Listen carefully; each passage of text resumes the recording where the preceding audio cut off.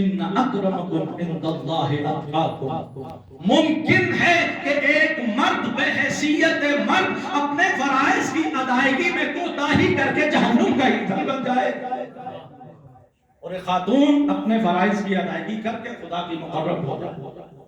اور اسی طرح سے برعکس ہے کہ ممکن ہے ایک مرد اپنے احکامات پروردگار کو صحیح انجام دے کے جنت میں جگہ قرار پائے، اور ایک عورت اپنے احکام پہ صحیح عمل نہ کرتے ہوئے حرام کی مرتکب ہو کر اللہ کے عذاب کا نشانہ بن جائے. تو تصور اسلامی مرد و عورت کے لیے بطور ایک انسان بالکل واضح ہے، لیکن اس دنیا میں جب خداوند عالم نے دونوں کو بھیجا تو دونوں میں فرق ضرور ہے، افتراق ضرور رکھا، اور یہ خداوند عالم کی سنت ہے. اللہ نے ہر چیز میں فرق قرار دیا. قبلہ ہر چیز میں فرق موجود ہے. میں کہا کرتا ہوں ہر چیز میں اللہ رب العزت نے جس کو بھی پیدا کیا، ایک انسان مرد ہے تو اس کی شکل دوسرے انسان سے نہیں ملتی ہے، ایک انسان کی عقل دوسرے انسان سے نہیں ملتی، ایک مرد دوسرے مرد جیسا نہیں ہے، ایک خاتون دوسری خاتون جیسی نہیں ہے، ایک خلقت دوسری خلقت. ہاں قبلہ اگر اللہ نے کسی خلق میں، نطق میں، خلق میں ایک جیسا بنایا ہے تو وہ محمد و آل محمد کا گھرانہ ہے. وہ اگر ایک جیسا کسی کو رب اکبر نے بنایا ہے تو وہ فقط محمد ان کی آل مقدس. ایک سلوات پڑھ لیجئے محمد و اہل بیت محمد.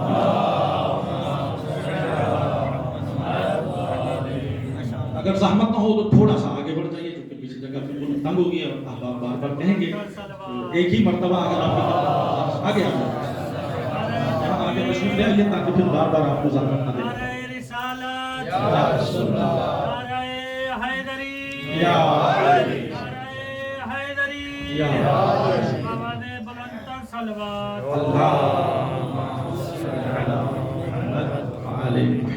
اور فرمایا بزرگان نے. اچھا فرق تو ضرور ہے اور خدا نے ہر چیز میں فرق رکھا ہے، لہٰذا مرد اور عورت میں بھی فرق موجود ہے. لیکن یہ فرق کس بنیاد پر ہے؟ یہ جو فرق یہ افضلیت کی بنیاد پر ہے یا منصبیت کی بنیاد پر ہے؟ توجہ طلب نکتہ ہے یہ. میں نجف میں بیٹھ کر علماء کی طرف سے، طلباء کی طرف سے تشیع کا نظریہ پوری دنیا تک پہنچانا چاہتا ہوں کہ در حقیقت افتراق موجود ہے، لیکن یہ افتراق جو مرد اور عورت کے مابین ہے، کیا یہ درجات، یہ جو افتراق، یہ جو اختلاف، یہ جو امتیاز، یہ جو دوئیت ہے، یہ مرتبہ بلند اور افضلیت کی بنیاد پر ہے یا ان کے فرض منصبی کی بنیاد پر ہے؟ خدا بند عالم نے دونوں میں فرق بہت رکھے ہیں، لیکن یہ فرق ان کی افضلیت کی بنیاد پر نہیں ہے، ان کے فرق منصبی کی بنیاد پر ہے. اور یہ تو دنیا میں فرق موجود ہے، اور پورے انسان کی عقل پوری دنیا میں جہاں بھی آپ چلے جائیے آپ کو یہ فرق نظر آئے گا. چاہے آپ عراق میں بیٹھے ہوں، چاہے آپ پاکستان میں بیٹھے ہوں، یا آپ مغربی ممالک میں کہیں بھی چلے جائیں، مناصب کی تقسیم، درجات کی تقسیم ہر معاشرے کا حصہ ہے. کیا امریکہ میں کوئی صدر نہیں ہوتا؟ بھائی ایک انسان امریکہ کے مغربی جدید سائنسی علاقے میں بھی ایک حاکم ہے تو دوسرا محکوم. ایک حاکم ہے کا مطلب کیا ہے؟ وہ اپنے پورے اس معاشرے پر حکم کرتا ہے، قانون کو نافذ کرتا ہے، اور باقی سب پر اس کی اطاعت واجب ہوتی ہے. اگر وہ اس کے بنائے ہوئے قانون کی پیروی نہیں کرتے تو ان کو سزا دی جاتی ہے، جرمانہ کیا جاتا ہے، قید و بند کی صحبتیں برداشت کرنا پڑتی ہیں، ظلم و تشدد کا نشانہ بنایا جاتا ہے. مطلب کیا ہے؟ کیونکہ حکومت موجود ہے، ایک انسان ہے وہ بھی مرد، جو حکم دے رہا ہے وہ بھی مرد، جس پہ اطاعت واجب ہے. یہاں مرد اور عورت کا تصور نہ رہا، یہاں تصور ہے کہ انسانی عقل تقاضا کرتی ہے کہ انسانی معاشرہ اس وقت تک ترقی کی راہ پہ گامزن نہیں ہو سکتا جب تک کہ حقوق اور فرائض کے مابین میں توازن نہ ہو، حسن معاشرت جب تک قائم نہ ہو. اور حسن معاشرت اور اعتدال کو قائم کرنے کے لیے ایک نظام کی ضرورت ہوتی ہے، اور اس نظام میں درجات اور مناصب ہوتے ہیں. کسی کو بلند مرتبہ حاصل ہوتا ہے اور کسی کو محکوم قرار دیا جاتا ہے. ایک سلوات پڑھ لیجئے محمد و اہل بیت محمد کی ذات مقدس.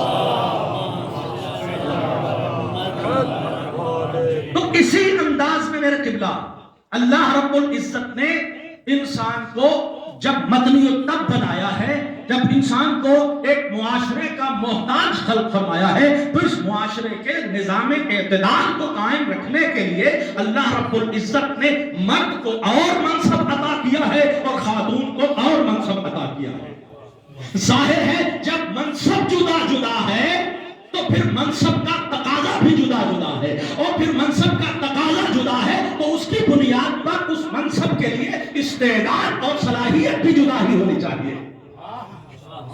قبلہ فوج میں جب نوجوانوں کو بھرتی کیا جاتا ہے تو جب ٹریننگ دی جاتی ہے تو وہ فوجی اعتبار سے ایک ہی جیسے ہوتے ہیں، کوئی کم فوجی کوئی زیادہ فوجی نہیں ہوتا، سارے فوجی ہوتے ہیں۔ لیکن جس کو ورکشاپ میں رکھنا ہوتا ہے اس کی ٹریننگ، اس کا اسلحہ، اس کی تعلیم کچھ اور ہوتی ہے، جس کو بارڈر پہ بھیجنا ہوتا ہے اس کے تقاضے کچھ اور ہوتے ہیں، جس کو صحرا میں بھیجنا ہے اس کے لیے لباس کچھ اور چاہیے، جسے سیاشن گلیشیئر پہ بھیجنا ہے اس کے لیے لباس اور اسلحہ کچھ اور چاہیے۔ ہے وہ بھی فوجی، ہے یہ بھی فوجی، مگر دونوں کے تقاضوں کے جدا ہونے کی بنیاد پر ان کی تربیت بھی جدا ہے، ان کی تعلیم بھی جدا ہے، اور ان کا اسلحہ بھی جدا ہے۔ تو بالکل اسی طرح اللہ رب العزت نے اس معاشرے کے استحکام کے لیے مرد کو اور منصب دیا ہے، خاتون کو اور منصب دیا ہے۔ جب منصب مختلف ہے تو دونوں برابر نہیں ہو سکتے، دونوں کے احکامات برابر نہیں ہو سکتے، دونوں کے تقاضے برابر نہیں ہو سکتے، دونوں کی خلقت یقیناً ایک ہے لیکن خلقت میں آگے ان کے احساسات اور جذبات یقیناً مختلف ہوں گے۔ تو آئیے ہم دیکھتے ہیں اور پورے عالم کو سمجھاتے ہیں کہ انسان بطور مرد اور بطور خاتون کیا فرق رکھتا ہے، اس کے مناسب کیا ہیں، ان کے تقاضے کیا ہیں۔ تو قبلہ اگر غور فرمایا جائے تو خاتون بطور خاتون، توجہ چاہتا ہوں بزرگان گرامی، اللہ رب العزت نے ارشاد فرمایا کہ اس پروردگار سے ڈرو کہ جس نے تم کو نفس واحدہ سے پیدا کیا اور اس میں سے اس کے زوج کو پیدا کیا اور پھر اس سے بہت سے مردوں کو اور خواتین کو پیدا کر کے، مطلب کیا ہے کہ شروع میں ایک مرد تھا، پھر ایک خاتون کو، پھر ان کے ذریعے سے اللہ رب العزت نے یہ معاشرہ کھڑا کر دیا جسے انسانی معاشرہ کہتے ہیں۔ ایک سلوات پڑھ لیجیے محمد اہل بیت محمد۔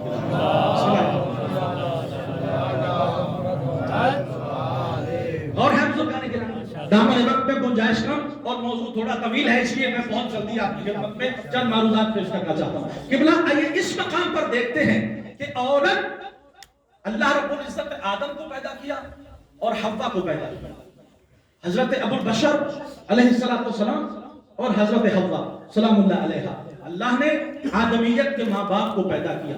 سوال ہے کہ اللہ نے آدم اور حوا کو ایک رشتے میں پیدا کیا اور وہ رشتہ زوجیت کا ہے۔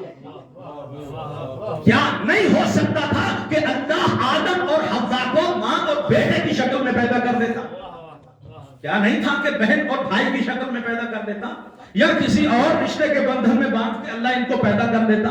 نہیں، رب العزت نے ارشاد فرمایا کہ نفس واحدہ کو پیدا کیا، وَخَلَقَ مِنْهَا زَوْجَهَا، اور اللہ نے اس سے اس کی زوج کو پیدا کیا۔ زوج کو پیدا کیا مطلب کیا ہے قبلہ؟ مطلب فقط سادہ ہے جو آپ کے اذہان عالیہ میں موجود ہے کہ انسان کے تمام رشتے ایک طرف، لیکن انسان کے اس مقصد میں زوجین کو پیدا کرنے کا ایک مقصد ہے، باقی سب مقاصد کو چھوڑ دیجئے۔ جو عمدہ مقصد ہے کہ اللہ رب العزت نے سنت اختیار کی ہے کہ انسانیت کی نسل کی بڑھوتی کے لیے اور افزائش کے لیے فقط یہ ایک رشتہ کام آئے گا، اس کے علاوہ کوئی رشتہ کام نہیں آ سکتا ہے۔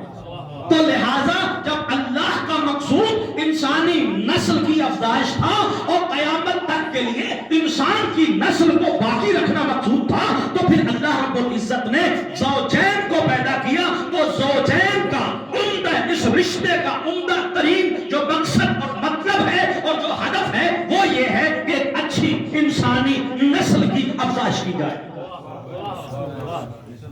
بہترین اور پاکیزہ نسل کو قیامت تک کے لیے جاری رکھا جائے. لہٰذا میاں اور بیوی، خواتین اور مرد آپس میں زوجیت کے رشتے میں بندھے چلے جائیں گے اور قیامت تک کے لیے یہ رشتہ انسانی نسل کی امانت داری کی ضمانت داری اٹھاتے رہے. میرے قبلہ اب جو جملہ ہے وہ یہ آپ کی خدمت میں عرض کرنا ہے کہ اللہ نے آدم اور حوا کو زوجین پیدا کیا، ایک کو مرد پیدا کیا، ایک کو خاتون پیدا کیا. اب سوال میرا اس معاشرے سے ہے کہ عورت کو اللہ نے جو عمدہ مطلب مقصدیت ہے وہ ہے ایک بچے کو پیدا کرنا، ایک انسان کو پیدا کرنا. توجہ چاہتا ہوں جی قبلہ، عورت کی تخلیق ہے ایک انسان کو پیدا کرنا، اور مرد کی مقصدیت کیا ہے؟ انسانوں کے معاشرے کی افزائش کو کرنا. جو چاہتا ہوں مسئولیت جدا ہے. عورت ایک انسان کی افزائش اور نشو و نما کی ذمہ دار، اور مرد پورے معاشرے کے انسان زن و مرد کی تحفظ اور ان کی فلاح و بہبود کا مسئول اور ذمہ دار ہے. میرے قبلہ بعض احباب ممکن ہے اس کو تجسس کی نگاہ سے دیکھیں کہ ایک انسان، جی قبلہ، جس وقت ایک خاتون، اور اگر کسی کو اس پہ اعتراض ہے، کسی غیر معاشرے کو اعتراض ہے، تو پھر میرا سوال بطور مسلمان یہ ہوگا کہ اگر آپ چاہتے ہی ہیں کہ مرد و عورت کو برابری کی سطح پر بٹھائیں اور شانہ بشانہ چلائیں، تو ایک مرتبہ بچہ خاتون جنے اور دوسری مرتبہ یہی بچہ مرد کو جلنا چاہیے. ایک مرتبہ قبلہ توجہ چاہتا ہوں جملے پر کہ کہیں بھی اسلام سے پہلے کے معاشرے ہوں یا آج کے معاشرے ہوں جو مسلمان نہیں ہیں، وہ ہندو ہوں یا سکھ ہوں یا بدھ مت ہوں، عیسائی ہوں، یہودی ہوں، یا کسی بھی لسان اور کسی بھی علاقہ، کسی بھی رنگ و نسل، کسی بھی تہذیب و تمدن سے تعلق رکھنے والے ہوں، پوری توجہ چاہتا ہوں بزرگان گرامی، کبھی ایسا نہ ہوا کہ کسی مذہب، کسی تہذیب میں جب ایک مرد اور عورت کی شادی ہوتی ہے تو ڈولی مرد کی نہیں اٹھتی، ڈولی ہمیشہ عورت کی اٹھتی ہے، ڈولی ہمیشہ خاتون کی جاتی ہے. ہندوؤں میں جائیے تو بھی خاتون کو اپنے ماں باپ کا گھر چھوڑنا پڑتا ہے اور دوسرے گھر میں جانا پڑتا ہے، اور بچے ہمیشہ ماں پیدا کرتی ہے. تو اس پہ کسی کو اعتراض نہیں ہے کہ بچے ماں پیدا کرتی ہے، اس پہ غور تو کیا جائے. گھر کو چھوڑ کے جانا اور بچے کو پیدا کرنا، اور جب یہ خاتون بچے کو پیدا کر رہی ہوتی ہے، اس وقت جب یہ اپنے گھر بار کو چھوڑ کے جاتی ہے، دوسرے گھر میں چلی جاتی ہے، تو اس کو اپنا میکا بہت زیادہ آتا ہے. ظاہر ہے شادی شدہ آپ تشریف فرمائیں، ایک بچی جو پروان چڑھی ہوتی ہے گھر میں، اس کے رشتے ہوتے ہیں، ماں باپ ہوتے ہیں، بہن بھائی ہوتے ہیں، دیگر رشتہ دار ہوتے ہیں، تو ان کو بالکل چھوڑ چھاڑ کے دوسرے محلے میں چلے جانا، دوسرے خاندان میں چلے جانا، دوسرے ثقافت اور دوسری تہذیب و تمدن میں جا کے آباد ہونا بہت مشکل کام ہے. لہذا بڑا عرصہ تک اس کو گھر والے، ماں باپ، بہن بھائی یاد آتے رہتے ہیں. لیکن ایک وقت ایسا آتا ہے کہ جب اللہ رب العزت کی اس حکمت کے تحت اور اس لطف و کرم کے تحت میاں اور بیوی کے درمیان میں محبت پیدا ہو جاتی ہے، محبت پیدا ہو جاتی ہے. اب یہ بیوی اور کسی سے محبت کرے نہ کرے، اس گھر میں شوہر سے محبت ضرور کر رہی ہوتی ہے، اور ہماری ضرور محبت ہو جاتی ہے، اپنے میاں سے محبت کر رہی ہوتی ہے، اپنے میاں کا خیال رکھ رہی ہوتی ہے، اپنے میاں کی ہر اعتبار سے نگہداشت کرنے کی کوشش کرتی ہے. توجہ جی، وہی عورت کہ جس کو ایک مرتبہ اپنے بہن بھائی ماں باپ یاد آ رہے تھے اور ان سے کاٹ کے اس کو رکھنا بہت مشکل ہوا جا رہا تھا، اب وہ اپنے شوہر کے ساتھ محبت کے رشتے میں بن گئی. اس کو اب میکا یاد نہیں آتا، اس کو فقط اپنا شوہر ہی یاد رہتا ہے. لیکن جیسے ہی اللہ رب العزت اس کے پیٹ میں بچے کی افزائش کرتا ہے تو اس کو شوہر بھی بھول جاتا ہے. جب تک وہ بچہ ماں کے صدف میں رہتا ہے، ماں کو فقط اور فقط اس بچے کا خیال ہوتا ہے. کسی کا نہ ماں باپ کا خیال ہے، نہ بہن بھائیوں کا خیال ہے، نہ اپنے شوہر کا خیال ہے. بس اس عورت کو اس وقت میں پورے معاشرے میں کسی اور کا خیال نہیں، فقط ایک بچے کا خیال ہے کہ جو اس کے صدف میں پل رہا ہے، جو امانت پروردگار اس کے بدن میں رکھی گئی ہے. اور جب وہ بچہ دنیا میں آتا ہے، جب تک اس بچے کو نگہداشت کی ضرورت ہوتی ہے، جب تک وہ اپنے پاؤں چل نہیں سکتا ہے، تب تک اس عورت کے لیے اس بچے سے زیادہ کوئی بھی اہمیت نہیں رکھتا ہے. جتنی بھی اہمیت ہے اس کی نظر میں اس بچے کی، ہاں اب سارے رشتوں کو یہ خاتون اس بچے کے تناظر میں دیکھ رہی ہے. भाई भी वो अच्छा लगता है जो मेरे बच्चे से प्यार करे। समझो चाहता हूं, माँ बाप भी तब अच्छे लगते हैं जब वो मेरे बच्चों को अहमियत दे। वो खातून के जिसके बच्चों को वालिदैन भी अहमियत ना दे बल्कि उसके दूसरे बहन भाइयों के बच्चों को अहमियत दे, वो खातून अपने माँ बाप से भी ताल्लुक रखना पसंद नहीं करती है। मतलब ये है कि खातून अपने बच्चों से आगे बढ़ के नहीं देखती है। तो मतलब क्या हुआ, ये बच्चा बच्चा नहीं है, तवज्जो चाहता हूं कि ये बच्चा बच्चा नहीं है, ये इंसान है और एक इंसान है, एक इंसान एक वक्त में एक इंसान की परवरिश और फलाह व बहबूद जिम्मेदारी है इस खातून की। लिहाजा इसको इसके मादा कुछ भी दिखाई न देगा, लेकिन इसके बाद जो शौहर है, जो मर्द है, उसके जिम्मे क्या है? उसके जिम्मे ये औरत भी है, ये बच्चा भी है, अपने माँ बाप भी है, मोहल्लेदार भी है, मुआशरा भी है और इनका नानो नफका भी इसके जिम्मे, इनका तहफ्फुज़ भी इसके जिम्मे। तो जब दो अलग अलग जिम्मेदारियां हैं तो अक्ल इंसानी तकाजा करती है, जब जिम्मेदारी जुदा जुदा है तो फिर फराइज के एतबार से उनके लिए इस्तेदाद भी अलग अलग होनी चाहिए। जब इस्तेदाद और सलाहियत अलग अलग है तो फिर अल्लाह का इनाम भी जुदा जुदा होना चाहिए। तो लिहाजा खुदावंद आलम ने उसको जो मरातब दिए वो उस मनसब के तहत और इनको जो मरातब दिए वो इस मनसब के तहत दिए। लिहाजा एक खातून ने जब बच्चे की परवरिश करनी है तो अल्लाह ने क्या देना है? जो बच्चे को चाहिए। और बुजुर्गाने गिरामी, जो बच्चे की इस फूल से बच्चा, नन्हा सा बच्चा जो अभी बोल नहीं सकता, जो अभी कुछ बता नहीं सकता, जो अभी चल नहीं सकता, जिसकी जरूरियात मरबूत है अपनी माँ के साथ, तो ये माँ पूरे मुआशरे से कटकर इसी बच्चे से बंधी हुई है। कब इसे भूख लगे, कब इसकी सफाई करनी है, कब इसको ठंड लग रही है, कब इसको बीमारी आ गई है, कब इसको दवा देनी है, कब इसको खाना खिलाना, तो पूरी जिंदगी इस खातून की टिकी हुई है इस पर। तो इसके लिए क्या चाहिए? इसके लिए रहम चाहिए, इसके लिए मोहब्बत चाहिए, इसके लिए रकाकत कल्ब चाहिए, इसके लिए एहसास चाहिए, इसके लिए जज्बात चाहिए। तो ये तमाम तर जो चीजें मैंने गिनवाई हैं इनका ताल्लुक कल्ब इंसानी से है। और इसका ताल्लुक कल्ब इंसानी से। अच्छा, मर्द जिसने मुआशरे का तहफ्फुज़ करना है, जिसने बल्लियात से बचाना है, हमलों से बचाना है, हैवानात से बचाना है, इंसान और अशराफ से बचाना है, शयातीन से बचाना है, धूप में निकलना है, गर्मी में निकलनी है, उसको क्या चाहिए? उसको बहादुरी चाहिए, उसको इस्तिकामत चाहिए, उसको इस्तिक़लाल चाहिए, उसको मजबूती चाहिए, उसको फैसला चाहिए, उसको कुव्वत फैसला चाहिए। तो फिर किस चीज की जरूरत है? उसे अक्ल की जरूरत है, क्योंकि ये तमाम चीजें अक्ल के मरहून मिन्नत है। तो गौर फरमाइएगा, एक का मकाम मकाम अक्ल है और दूसरे का मकाम मकाम कल्ब है। उसके फैसले को कलाई है, इसके फैसले जज्बाती हैं। वहां अक्ल की जरूरत है, यहाँ जज्बात की जरूरत है। वहां अक्ल न हो तो फिर मुआशरा कायम नहीं रह सकता, यहाँ जज्बात न हो तो इंसान मुर्दा हो जाता। एक सलवात पढ़ लीजिए मोहम्मद अहले बैत मोहम्मद।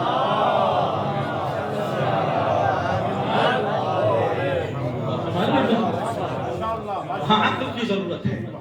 तो गौर चाहता हूं कि अक्ल और कल्ब ये दोनों, इनकी सिफात आपस में जिद हैं, जिद है आपस में कि जो अक्ल का फैसला है वो बहादुरी है और कल्बी कैफियत रकाकत है। अब देखिए, गुस्सा कैफियत कल्बी है और मासूम का फरमान है कि गुस्सा अक्ल को, क्या मतलब है कि जब आप कल्बी कैफियत में होंगे तो आप अकलाई फैसले नहीं कर सकते। जब आप जज्बात के नीचे दबे हुए हैं, मगलूब पे जज्बात हैं, इसी वजह तवज्जो चाहता हूं किबला, इसीलिए कहा था किसी ने कि मैं कल अदब उसे दूंगा जो मर्द होगा। तवज्जो नहीं फरमाई? मर्द होगा का मतलब क्या है कि अगर एक इंसान मर्द होते हुए भी मगलूब पे जज्बात हो जाए तो वो मर्द नहीं होता। लिहाजा मर्द होना चाहिए जिसकी अक्ल किसी भी मुसीबत के मरहले में जज्बात के तहत न आ जाए। तो वहां अक्ल हाकिम है, जज्बात मगलूब है, और यहां जज्बात हाकिम है, अक्ल मगलूब है। ये माना है इंसान जब साहिब अक्ल है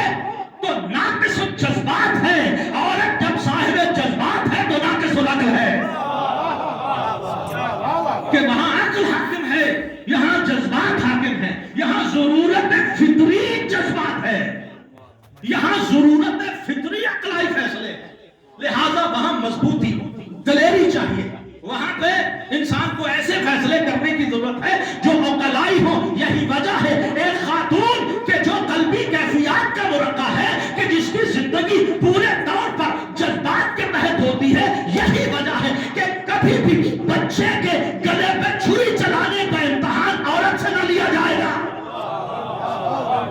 کبھی بھی عورت سے یہ امتحان نہیں لیا جا سکتا۔ یہی وجہ ہے مرد ہی عقلائی فیصلے کر سکتے ہیں۔ اب اس زمانے میں اگر بچے کی پرورش کے لیے ماں بچے کو باپ کے حوالے کر کے معاشرتی ذمہ داریاں نبھانے نکل جائے تو پھر انسانیت اسی طرح مغلوب ہو جائے۔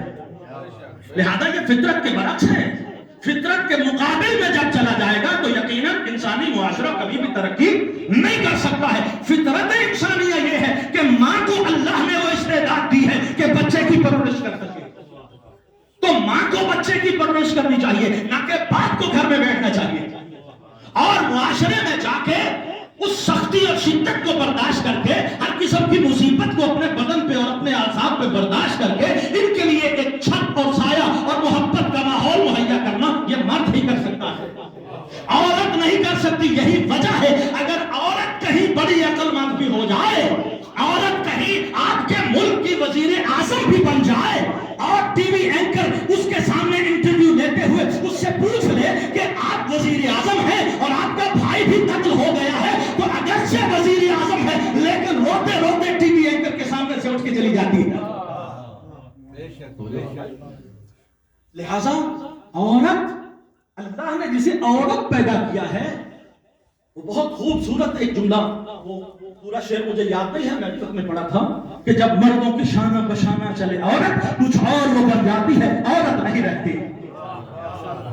تو یقیناً اپنے فطری ماحول اور فطری تقاضے میں رہ کے انسان جس طرح معاشرے کی خدمت کر سکتا ہے، اس طرح اس فطرت کے تقاضوں کو چھوڑ کر کبھی بھی معاشرے کی خدمت نہیں کی جا سکتی۔ یہی جو فرق موجود ہے، بس میں تمام کروں آپ کی زحمت کو، یہی جو فرق ہے مرد اور عورت کے مابین، یقیناً فرق بہت رکھا گیا، لیکن اس کا ملاک، اس تفریق کا ملاک، اس تقسیم کا ملاک یہی ہے کہ معاشرتی ذمہ داریاں جدا جدا ہیں۔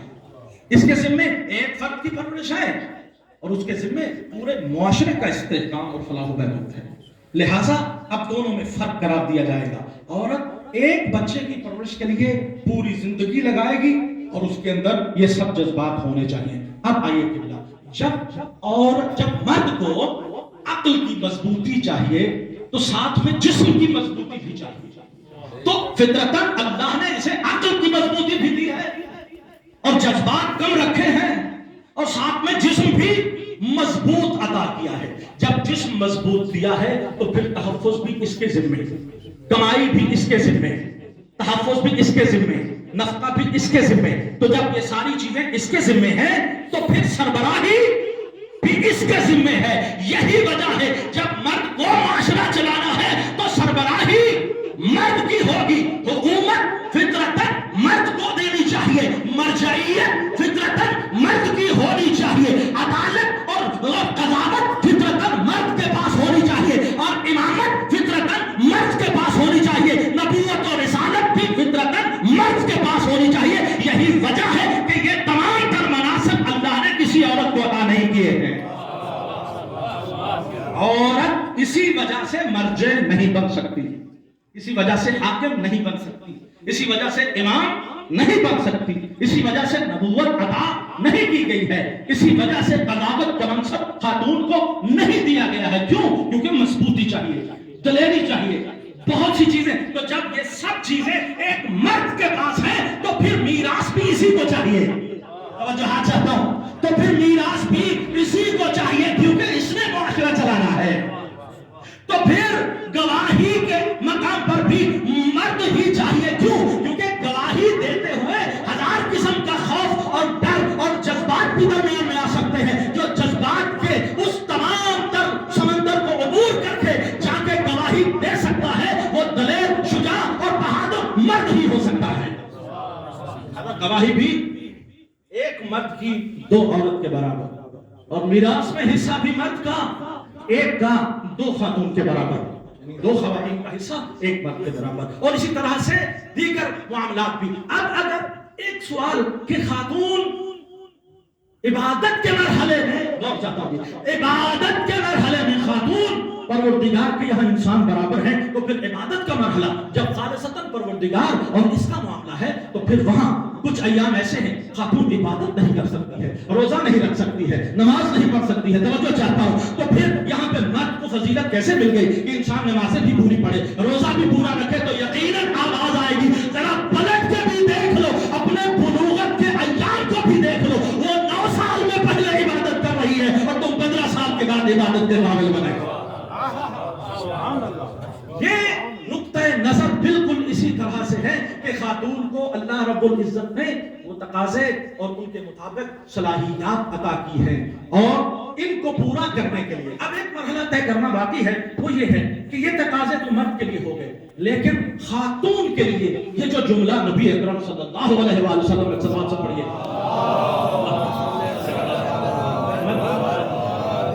جو سرکار دو عالم نے ارشاد فرمایا کہ کسی نے پوچھا کہ یا رسول اللہ، ماں اور باپ میں سے کون زیادہ اپنے بچے کے لیے حق رکھتا ہے کہ وہ اس کی خدمت کرے؟ تو سرکار نے فرمایا سب سے زیادہ حق ہے ماں کا، پھر فرمایا ماں کا، پھر فرمایا ماں کا، اور چوتھی مرتبہ فرمایا باپ کا۔ یقیناً اس میں افضلیت مراد نہیں ہے۔ بعض ہمارے آباء جب تقریر فرماتے ہیں تو اس میں افضلیت کا پہلو نکالتے ہیں، نہیں میرے قبلہ، افضلیت کا پہلو نہیں ہے۔ پہلو در حقیقت یہ ہے کہ جب یہ بچہ اپنے بچپن میں تھا، جب پھول جیسا تھا، جب ننھا سا تھا، تو اس کو ماں کی ضرورت تھی، تو یہ ماں کے تابع تھا، یہ بیٹھتا بھی ماں کے ساتھ تھا، یہ سوتا بھی ماں کے ساتھ تھا، یہ روتا تو ماں ہی اس کو چپ کراتی تھی، سفر میں جب جاتے ماں باپ تو یہ ماں کی گود میں بیٹھا کرتا، تو ہر اعتبار سے ماں ماں ماں کے ساتھ رہتا ہے۔ لیکن جیسے ہی یہ لڑکپن میں آتا ہے، جیسے یہ جوانی کے منازل میں آتا ہے، تو پھر اس کو باپ کی پیر کی چھاؤں اور سایہ چاہیے۔ کیوں؟ کیونکہ معاشرے کی راہبری سکھانا ہے، معاشرے کے لیے دلیر بنانا ہے، اس کو مضبوطی، استحکام اور شجاعت سکھانا ہے، معاشرے کی ذمہ داریوں کے قابل بنانا ہے، لہذا معاشرے میں لے کر کے چلنا ہے۔ یہی وجہ ہے جب بچہ چھوٹا ہوتا ہے تو اس کو اس انداز میں ماں کے ساتھ چھوڑ دیا جاتا ہے اور فرمایا جاتا ہے دع ابنک یلعب 7 سنین، کہ اپنے بچے کو 7 سال کے لیے چھوڑ دو، اسے کھیلنے دو، اور جب 7 سال سے بڑا ہوتا ہے اب باپ کی کسٹڈی میں آ جاتا ہے، اور کہا جاتا ہے کہ پہلے بچے کو 7 سال کی عمر میں نماز سکھاؤ، اور 10 سال کی عمر میں اگر نہیں پڑھتا تو اس کو مار کے بھی پڑھاؤ۔ یہ اب تعلیم کا مرحلہ ہے، یہ اب تہذیب کا مرحلہ ہے، لہذا باپ اس کی تربیت کر رہا ہے۔ تو اس انداز میں جب یہ باپ کے تابع چل رہا ہے تو اب اس کا آئیڈیل اس کا باپ ہو گیا۔ اب معاشرے میں جہاں بھی جاتا ہے باپ کے ساتھ ساتھ ہے، باپ کے ساتھ ساتھ ہے۔ اب جب جوان ہو گیا، معاشرے کی راہبری کے قابل ہو گیا، تو اب یہ معاشرے میں پھنس گیا ہے، اپنے باپ کے قدموں پہ قدم رکھ رہا ہے، اپنے باپ کے نقشے قدم پہ چل رہا ہے۔ تو خدا نے کہہ دیا، پلٹ کے کہہ دیا کہ وہ اس کو بھول نہ جانا جسے گھر میں چھوڑ کے آئے ہو، لہذا معاشرے کی ذمہ داریوں کو ادا کرتے کرتے ساتھ میں جا کے اپنے ماں کے حقوق کا بھی خیال رکھو۔ اور اس میں بھی یہاں پر منصبی فریضے اور طاقت اور استعداد کا دخل ہے کہ جب بڑھاپے میں جاتے ہیں مرد مرد ہوتا ہے پھر بھی سہ جاتا ہے، پھر بھی سہ لیتا ہے، لیکن خاتون جیسے جیسے بڑھاپے کی منازل کو طے کرتی ہے اس کا بدن کمزور، اس کے جذبات رقیق ہو جاتے ہیں، لہذا اس کو زیادہ ضرورت ہے مرد کی بنسبت کہ بیٹا اس کا خیال رکھے، اس کے حقوق زیادہ ہو جاتے ہیں اس عنوان سے۔ تو یہاں بھی فرق ان حقوق کے توازن کو برقرار رکھنے کے لیے ہے، افضلیت معیار نہیں ہے۔ لہذا جتنی شان اس معاشرے میں مقام عظمت پہ اگر دیکھیں تو اپنے اپنے منصب کو ادا کرنے کے بعد جب یہ اللہ کی بارگاہ میں پہنچتے ہیں تو پھر یہ نہیں دیکھا جاتا کہ سربراہ کون تھا، پھر یہ نہیں دیکھا جاتا کہ محکوم کون تھا، پھر یہ نہیں دیکھا جاتا کہ گھر کے اندر کون تھا، اور یہ بھی نہیں دیکھا جاتا کہ گھر کے باہر کون تھا۔ دیکھا یہ جاتا ہے کہ جس کے ذمہ جو فریضہ تھا اگر اس نے پورا کیا ہے تو ان اکرمکم عند اللہ اتقاکم، تو اس پروردگار کی بارگاہ میں اسی کی عظمت بڑھ جائے گی جو اللہ کے احکامات کو پورا کر کے جائے گا۔ لیکن ایک مرحلہ میں ضرور کہوں گا کہ باپ کا مرحلہ امتحان اور زیادہ سخت ہے ایک خاتون کی نسبت، اس عنوان سے بھی کہ خاتون کو ایک انسان کی پرورش کا امتحان دینا ہے، لیکن ایک مرد کو پورے معاشرے کا امتحان دینا ہے، پورے معاشرے کا خیال رکھنا ہے۔ ایک انسان کو بہرحال ماں ہو یا باپ ہو، اللہ رب العزت نے اسی لیے جب بھی ارشاد فرمایا تو دونوں کا اکٹھا ذکر فرمایا، وَاشْكُرْ لِي وَلِوَالِدَيْكَ، میرا بھی شکر ادا کرو اور اپنے والدین کا شکر بھی ادا کرو۔ اور اکثریت میں آپ کو روایات ائمہ معصومین سے جب ملیں گی تو والدین کا ذکر ہوگا، والدین کا تذکرہ ہوگا۔ احسن عمل انجام دو والدین کے لیے، ان کے سامنے کندھے جھکا کے کھڑے رہو والدین کے لیے، ان کے سامنے اف بھی نہ کرو والدین کے لیے، ان کی عزت و احترام کرو والدین کے لیے۔ ماں ہو یا باپ ہو، بچہ بوڑھا بھی ہو جائے تو ماں باپ اس کے لیے ماں باپ ہوتے ہیں۔ ایک والد کا اس دنیا سے رخصت ہونا ہے۔ میرے بھائی ناظر صاحب، ہم سب طلباء اکٹھے ہیں، یقیناً جو احباب آپ کے حرم گئے، میں بھی ابھی حرم میں گیا، جتنے احباب کی یہاں پہ فوتگیاں ہوئی ہیں ان سب کے لیے اور آپ کے والد ماجد کے لیے بھی ہم نے بھی زیارت کی، دعا کی ان کی بخشش کے لیے، اور یہاں صف ماتم مولا شبیر کا بچھایا گیا تو بھی اسی لیے تاکہ ان کی بخشش کا اہتمام کیا جائے، اور جہاں ان مرحومین کی بخشش کا اہتمام ہوتا ہے وہاں جس سے پیارے بچھڑ جاتے ہیں اس کے زخموں پہ مرہم رکھنے کا بھی اہتمام کیا جاتا ہے کہ سارے احباب اس لیے اکٹھے ہوتے ہیں تاکہ مرنے والے کا اور بچھڑنے کا غم کچھ کم ہو جائے، اور انسان یہ سوچ لے کہ میرے ساتھ محبت کرنے والے، میرے غم کو بانٹنے والے، میرے ساتھ پیار کرنے والے اور بھی ہیں جو چلے گئے، ان کی کمی تو پوری نہیں ہو سکتی ہے، لیکن دنیا میں چلنے کے لیے ابھی بہت سے محبت کرنے والے موجود ہیں، ابھی بہت سے رشتے موجود ہیں، ابھی بہت سی چیزیں موجود ہیں کہ جن کے سہارے یہ زندگی کا لمبا سفر کاٹا جا سکتا ہے۔ میرے بھائی، میرے عزیز، یہاں پہ یقیناً ایک مرحلہ طے کرنے کی ضرورت ہے کہ ہم سب بیٹھے اس لیے صف عذاب پر ہیں کہ آپ کے والد کا افسوس ہے، لیکن ایک بات یقیناً امید کے ساتھ اور پر امید کے ساتھ کہی جا سکتی ہے کہ آپ کے والد کا جنازہ بڑی شان و شوکت سے اٹھا ہوگا۔ یقیناً آپ کو خبریں مل گئی ہوں گی، اتنے لوگ آپ کے بابا کے جنازہ میں آئے ہوں گے، فلاں عالم دین بزرگوار نے آپ کے بابا کا جنازہ پڑھایا ہوگا، فلاں فلاں لوگوں نے ان کو غسل و کفن دیا ہوگا، فلاں فلاں لوگوں نے مل کر آپ کے والد کی میت کو اٹھایا ہوگا، بیٹیاں بہنیں سب نے مل کر اس میت پہ گریہ کیا ہوگا، بڑے احترام کے ساتھ آپ کے والد کی میت کو قبر کے حوالے کیا گیا ہوگا، تلقینیں پڑھی گئی ہوں گی، فاتحہ خوانی ہوئی ہوں گی، گل خوانیاں ہو رہی ہوں گی۔ آج جہاں بھی مجلس قضا بپا ہے، لیکن میں قربان حضرت امام سجاد علیہ السلام کی غربت پر، اور میرے عزیزو خدا کی قسم یہ کربلا کے قریب میں آپ بیٹھے ہیں، نجف کوئی کربلا سے دور نہیں ہے، ذرا نگاہوں میں کربلا کا منظر ہو تو ایک بیٹا کائنات میں ایک طرح بیٹا ایسا ہے کہ بابا حسین جیسا ہو، بیٹا سجاد جیسا ہو، اپنے بابا کی قبر سے تازیانے کھا کے اٹھ رہا ہو،